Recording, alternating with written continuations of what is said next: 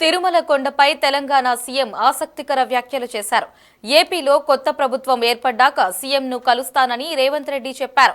రెండు ప్రభుత్వాలు పరస్పరం సహకరించుకోవాలని తెలంగాణ ముఖ్యమంత్రి కోరారు.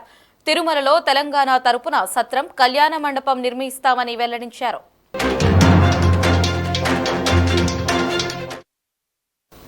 అంతకుముందు తెలంగాణ సీఎం రేవంత్ రెడ్డి కుటుంబ సభ్యులతో కలిసి తిరుమల శ్రీవారిని దర్శించుకున్నారు.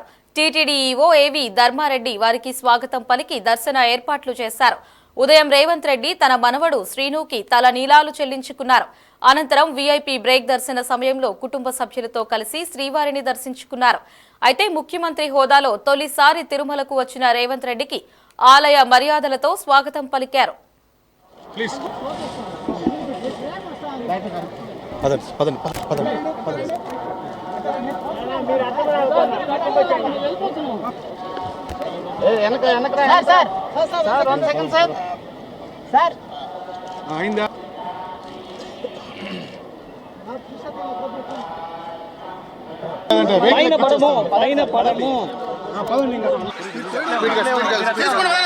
స్థానిక పరిపాలనలో కాస్త సమయం దొరకకపోవడం వల్ల ఈరోజు స్వామివారిని దర్శించుకున్నాం.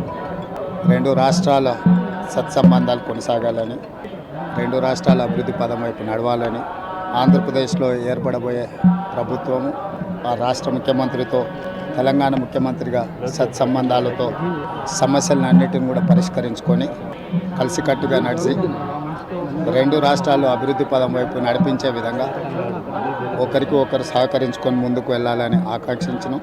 అదేవిధంగా తెలంగాణ రాష్ట్ర ప్రభుత్వం తరఫున కొండ మీద ఒక సత్రం నిర్మాణము, కళ్యాణ మండపం నిర్మించి తెలంగాణ నుంచి వచ్చే భక్తులకే కాకుండా దేశం నలుమూలల నుంచి స్వామివారిని సందర్శించుకునే భక్తులందరికీ కూడా సౌకర్యాలు కల్పించడంలో తెలంగాణ రాష్ట్ర ప్రభుత్వం కూడా భాగస్వామ్యం ఈ ఫలితాల ప్రక్రియ ముగిసిన తర్వాత తప్పకుండా తెలంగాణ రాష్ట్ర ప్రభుత్వం తరఫున సత్ర నిర్మాణానికి అవకాశం ఉంటే కళ్యాణ మండపం నిర్మించి స్వామివారి సేవ కొనసాగించాలని రాష్ట్ర ప్రభుత్వం భావిస్తుంది. తప్పకుండా తొందరలోనే ఆంధ్రప్రదేశ్ ముఖ్యమంత్రిని కలిసి విజ్ఞప్తి చేసి ఇక్కడ స్వామివారి సేవలో తెలంగాణ రాష్ట్ర ప్రభుత్వం కూడా భాగస్వామ్యం తీసుకోవాలని కోరుకుంటున్నాం. వాతావరణం కూడా అనుకూలించింది. గత సంవత్సరం కరువు వచ్చిన, తాగునీటి సమస్య ఉన్న సమస్యలను అధిగమించి మంచి ఋతుపవనాలు, మంచి కాలం అవుతున్నది. వానలు పడాలి, పంటలు పండాలి, రెండు రాష్ట్రాలు సుభిక్షంగా ఉండాలనే మా ఆలోచన.